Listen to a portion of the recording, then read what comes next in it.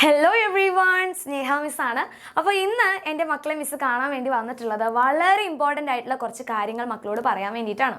ഇപ്പോൾ നമുക്കറിയാം ഓഗസ്റ്റ് മാസം ആയിട്ടുണ്ട്. ഈ ഒരു മാസം എൻ്റെ മക്കളെല്ലാവരെയും വെയിറ്റ് ചെയ്തിരിക്കുന്നത് നമ്മുടെ ഓണം എക്സാമാണ് അല്ലേ. ഇനി ഒരു ഓണം എക്സാമൊക്കെ കഴിഞ്ഞിട്ട് വേണം നമുക്ക് ഓണമൊക്കെ ഒന്ന് അടിച്ച് പൊളിച്ചൊന്ന് സെലിബ്രേറ്റ് ചെയ്യാൻ. പക്ഷേ ഒരു ഓണം എക്സാമിന് നമ്മൾ അടിപൊളിയായിട്ട് എക്സാം എഴുതി കഴിഞ്ഞാലേ നമുക്ക് വളരെ സമാധാനത്തോടെ നമ്മുടെ ഓണമൊക്കെ സെലിബ്രേറ്റ് ചെയ്യാൻ വേണ്ടി പറ്റുള്ളൂ. അപ്പോൾ ഓണം എക്സാമിന് എൻ്റെ മക്കളെല്ലാവരും ശ്രദ്ധിക്കേണ്ട കുറച്ച് കാര്യങ്ങളാണ് ഈ ഒരു വീഡിയോയിൽ മിസ്സ് പറഞ്ഞു തരാൻ പോകുന്നത്. സോ മക്കളെല്ലാവരും എന്ത് ചെയ്യണം, ഈ ഒരു വീഡിയോ കംപ്ലീറ്റ് ആയിട്ട് കാണാം. മാക്സിമം നിങ്ങളുടെ എല്ലാ ഫ്രണ്ട്സിലോട്ടും ഈ ഒരു വീഡിയോ ഷെയർ ചെയ്യാം. ഓക്കെ, അപ്പോൾ ആദ്യം തന്നെ ഓണം എക്സാമിന് നിങ്ങൾ ശ്രദ്ധിക്കേണ്ട ഫസ്റ്റ് ഇമ്പോർട്ടൻ്റ് ആയിട്ടുള്ള ഒരു കാര്യമാണ് റീഡ് ടെക്സ്റ്റ് ബുക്ക്. അപ്പോൾ നിങ്ങളുടെ കയ്യിൽ ടെക്സ്റ്റ് ബുക്ക് ഉണ്ടല്ലോ, ഓരോ സബ്ജക്റ്റിനും ഓരോരോ ടെക്സ്റ്റ് ബുക്ക് മക്കൾക്ക് ഉണ്ടായിരിക്കും അല്ലേ. ആ ടെക്സ്റ്റ് ബുക്കിൽ നിങ്ങൾക്ക് ഓണം എക്സാമിന് എത്രത്തോളം ചാപ്റ്റേഴ്സ് ഉണ്ട്, ആ ചാപ്റ്റേഴ്സിൻ്റെ ടെക്സ്റ്റ് ബുക്ക് നിങ്ങൾ നന്നായിട്ട് പരിചയപ്പെടണം. അപ്പോൾ ടെക്സ്റ്റ് ബുക്ക് റിലേറ്റഡ് ആയിട്ടാണ് നിങ്ങൾക്ക് ക്വസ്റ്റ്യൻസ് ഒക്കെ ചോദിക്കുക. അപ്പോൾ ടെക്സ്റ്റ് ബുക്കിനോട് നിങ്ങൾ അത്രയും ഫ്രണ്ട്ലി ആയി കഴിഞ്ഞാലാണ് ഓരോ ക്വസ്റ്റ്യൻസ് വന്നു കഴിഞ്ഞാൽ അത് ഏത് ചാപ്റ്ററിലാണ്, അത് ഏത് ടോപ്പിക്കാണെന്നൊക്കെ മക്കൾക്ക് മനസ്സിലാക്കാൻ വേണ്ടി പറ്റുള്ളൂ. അപ്പോൾ ഈ ടെക്സ്റ്റ് ബുക്ക് വായിക്കുന്നതിലൂടെ നിങ്ങൾ വെറുതെ പഠിക്കുക മാത്രമല്ല ചെയ്യുന്നത്, നിങ്ങൾക്ക് വായനാശീലം കൂടും. ഇതൊരു ഹോബിയാക്കി മാറ്റിക്കഴിഞ്ഞാൽ വലിയ വലിയ ക്ലാസ് എത്തുന്ന സമയത്ത് നിങ്ങൾക്ക് വളരെ ഈസി ആയിട്ട് ടെക്സ്റ്റ് ബുക്ക് വായിക്കാനും പറ്റും, ടൈം മാനേജ് ചെയ്യാനും വേണ്ടി പറ്റും. ഓക്കെ, അപ്പോൾ ഈ ഓരോ ടെക്സ്റ്റ് ബുക്ക് അല്ലെങ്കിൽ നിങ്ങൾക്ക് പഠിക്കാനുള്ള ഓരോ കാര്യങ്ങൾ പഠിക്കുന്ന സമയത്ത് നിങ്ങൾക്ക് പുതിയ വേർഡ്സും കാര്യങ്ങളും അതിൽ കിട്ടും. ഇപ്പോൾ നമ്മുടെ EVS ഒക്കെ നോക്കിക്കഴിഞ്ഞാൽ നിങ്ങൾക്ക് അതുമായിട്ട് റിലേറ്റ് ചെയ്ത ചില ടേംസും കാര്യങ്ങളും കിട്ടും, ചില വേർഡ്സ് കിട്ടും, വാക്കുകൾ കിട്ടും. അങ്ങനെ നിങ്ങൾക്ക് പരിചയമില്ലാത്ത വാക്കുകൾ ഉണ്ടെങ്കിൽ അത് വേഗം തന്നെ എന്ത് ചെയ്യണം, ഒരു ബുക്കിൽ നോട്ട് ചെയ്ത് വെക്കുക. ഇനി അതിൻ്റെ ഡെഫിനിഷൻ നിങ്ങൾക്ക് അറിയുന്നില്ലെങ്കിൽ അതൊന്നും കൂടി ഒന്ന് എഴുതി വെക്കുക. അങ്ങനെ എഴുതി വെച്ചിട്ട് എന്ത് ചെയ്യണം, ഇടയ്ക്ക് അതൊന്ന് റിവൈസ് ചെയ്യാം.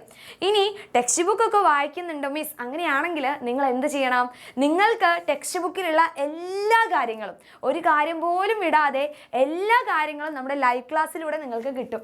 ഓക്കെ, ഇപ്പോൾ നമ്മുടെ ക്ലാസ് 1 ചാനലായാലും 2 ആയാലും 3 ആയാലും 4 ആയാലും നിങ്ങൾക്ക് ഈ ഒരു ഓണം എക്സാമിന് ഏതൊക്കെ ചാപ്റ്റേഴ്സ് ഉണ്ട് ആ ഒരു ചാപ്റ്റർ കംപ്ലീറ്റ് ആയിട്ട് വൺ ഷോട്ട് ലൈവിലൂടെ മക്കൾക്ക് പഠിപ്പിച്ചു തരുന്നുണ്ട്. അപ്പോൾ ഇതുവരെ നമ്മുടെ ലൈവ് ക്ലാസ് ഒന്നും കാണാത്ത മക്കളുണ്ടെങ്കിൽ എന്ത് ചെയ്യണം, നമ്മുടെ ചാനലിൽ നോക്കിക്കഴിഞ്ഞാൽ നിങ്ങൾക്ക് ഇതുപോലെ കുറേ ലൈവ് ക്ലാസ് കാണാൻ പറ്റും. ഹരിജ മിസ്സും രേണുക മിസ്സും പിന്നെ സ്നേഹ മിസ്സും എല്ലാവരും ചേർന്ന് നിങ്ങൾക്ക് അടിപൊളിയായിട്ട് ഓരോ ചാപ്റ്ററും നല്ല മനസ്സിലാക്കി പഠിപ്പിക്കുന്നുണ്ട്. അതുകൂടാതെ തന്നെ ലൈവ് ക്ലാസ് മാത്രമല്ല, നിങ്ങൾക്ക് ഓരോ ടോപ്പിക്സ് അല്ലെങ്കിൽ ചില ആക്ടിവിറ്റീസ് ഒക്കെ നിങ്ങൾക്ക് എക്സ്ട്രാ വീഡിയോസ് ആയിട്ട് നമ്മുടെ ചാനലിൽ അപ്ലോഡ് ചെയ്യുന്നുണ്ട്. അപ്പോൾ അതൊക്കെ കൃത്യസമയത്ത് കാണാൻ വേണ്ടിയിട്ട് നിങ്ങൾ എന്ത് ചെയ്യണം, ശ്രമിക്കണം. അതുകൂടാതെ തന്നെ കൃത്യസമയത്ത് നോട്ടിഫിക്കേഷൻ കിട്ടാൻ വേണ്ടിയിട്ട് നമ്മുടെ ചാനലും കൂടി എന്ത് ചെയ്യണം, ഒന്ന് സബ്സ്ക്രൈബ് ചെയ്ത് വെക്കാം. ഓക്കെ, പിന്നെ മെയിൻ ആയിട്ടുള്ളൊരു കാര്യമാണ് റിവിഷൻ എന്ന് പറയുന്ന കാര്യം.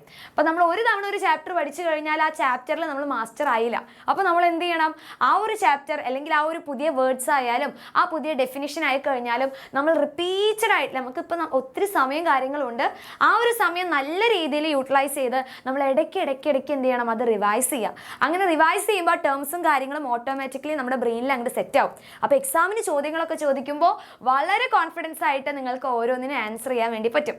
സോ റിവിഷൻ എന്ന് പറയുന്നത് വളരെ ഇമ്പോർട്ടൻ്റ് ആയിട്ടുള്ള കാര്യമാണ്. സോ റിവിഷന് വേണ്ടിയിട്ടായി കഴിഞ്ഞാലും നിങ്ങൾക്ക് നമ്മുടെ ക്ലാസ്സും മാരത്തോൺ ലൈവും കാര്യങ്ങളൊക്കെ നിങ്ങളെ വെയിറ്റ് ചെയ്തിരിക്കുന്നുണ്ട്, അതൊക്കെ കൃത്യമായിട്ട് കാണാം. പിന്നെ ഈ ഒരു പ്രായത്തിൽ നിങ്ങളെല്ലാവരും ശ്രദ്ധിക്കേണ്ട ഒരു കാര്യമാണ് നിങ്ങളുടെ ഹാൻഡ് റൈറ്റിംഗ് എന്ന് പറയുന്ന കാര്യം. അപ്പോൾ നിങ്ങളിപ്പോൾ ഓരോ ക്വസ്റ്റ്യൻസ് നിങ്ങൾക്ക് നല്ല രീതിയിൽ ആൻസർ ചെയ്യാൻ വേണ്ടി അറിയുന്നുണ്ടെങ്കിലും നിങ്ങളത് മോശപ്പെട്ട രീതിയിൽ എഴുതുക. അതായത് നിങ്ങൾക്ക് തീരെ ഹാൻഡ് റൈറ്റിംഗ് ഒക്കെ മോശമാണെങ്കിൽ നോക്കുന്ന ടീച്ചേഴ്സ് നിങ്ങൾക്ക് മാർക്ക് കുറയ്ക്കും. അപ്പോൾ നിങ്ങൾ പഠിച്ച കാര്യങ്ങൾ നല്ല വൃത്തിയായിട്ട് തന്നെ നിങ്ങൾ എഴുതി കൊടുക്കണം. അപ്പോൾ അതിന് വേണ്ടിയിട്ട് നിങ്ങൾക്ക് ചെയ്യാൻ പറ്റുന്ന കാര്യം എന്തൊക്കെയാണ്, എഴുതുന്ന കാര്യങ്ങൾ സ്പേസ് ഇട്ട് എഴുതുക. അതായത് ഇവിടെ നോക്കിക്കേ, വി എന്ന് പറയുന്ന ഒരു വാക്ക്, ദെൻ തിങ്ക് എന്ന് പറയുന്ന ഒരു വേറൊരു വേർഡ് അല്ലേ. അപ്പോൾ ഇതിൻ്റെ ഇടയിൽ നിങ്ങൾക്ക് കുറച്ച് സ്പേസ് കാണാൻ വേണ്ടി പറ്റും. അപ്പോൾ ഇങ്ങനെ സ്പേസ് ഒക്കെ ഇട്ട് എഴുതി കഴിഞ്ഞാൽ നോക്കുന്ന ടീച്ചേഴ്സിന് ഈസി ആയിരിക്കും. അതുകൂടാതെ തന്നെ ആ ഒരു പേപ്പർ കാണുമ്പോൾ തന്നെ ഒരു ഭംഗി ഉണ്ടാവും.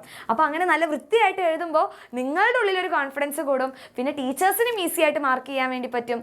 അതുകൂടാതെ തന്നെ ഹാൻഡ് റൈറ്റിംഗ് എന്ന് പറയുന്നത് ഈ ഒരു പ്രായത്തിൽ ഇമ്പോർട്ടൻ്റ് ആയിട്ടുള്ള കാര്യമാണ്.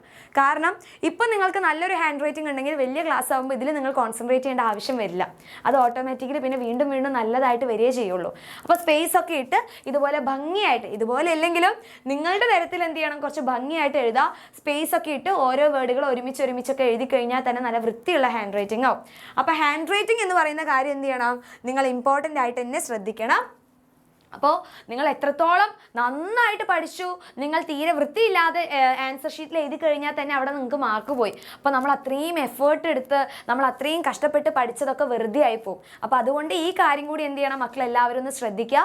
ഇപ്പോൾ നന്നായിട്ട് സമയമുണ്ട്. അപ്പോൾ ഓരോ ടോപ്പിക്സ് പഠിക്കുമ്പോൾ നിങ്ങൾ വെറുതെ ഒന്ന് എഴുതി നോക്കുക. അങ്ങനെ എഴുതിയിട്ട് തന്നെയാണ് ഈ ഒരു ഹാൻഡ് റൈറ്റിംഗ് നമുക്ക് ഇമ്പ്രൂവ് ചെയ്യാൻ വേണ്ടി പറ്റുള്ളൂ. ഓക്കെ, പിന്നെ നിങ്ങൾക്ക് ഓണം എക്സാമിന് നിങ്ങൾ പ്രതീക്ഷയേക്കാൾ കൂടുതൽ മാർക്ക് കിട്ടാൻ വേണ്ടിയിട്ട് നമ്മുടെ ചാനൽ എന്ത് ചെയ്യുക, നിങ്ങൾ ധൈര്യമായിട്ട് അങ്ങോട്ട് സബ്സ്ക്രൈബ് ചെയ്തോ. അപ്പോൾ ഇതുവരെ സബ്സ്ക്രൈബ് ചെയ്യാത്ത മക്കളുണ്ടെങ്കിൽ ഇനി 1ാം ക്ലാസ്സിലായാലും 2ാം ക്ലാസ്സിലായാലും 3 ആയാലും 4 ആയാലും നിങ്ങൾ എന്ത് ചെയ്യുക, യൂട്യൂബിൽ എക്സാം വിന്നർ ക്ലാസ് 4 ആണെങ്കിൽ ക്ലാസ് 4, ഇനി നിങ്ങൾ 3 ആണെങ്കിൽ 3, 2 ആണെങ്കിൽ 2, 1 ആണെങ്കിൽ 1 അങ്ങനെ സെർച്ച് ചെയ്യുക.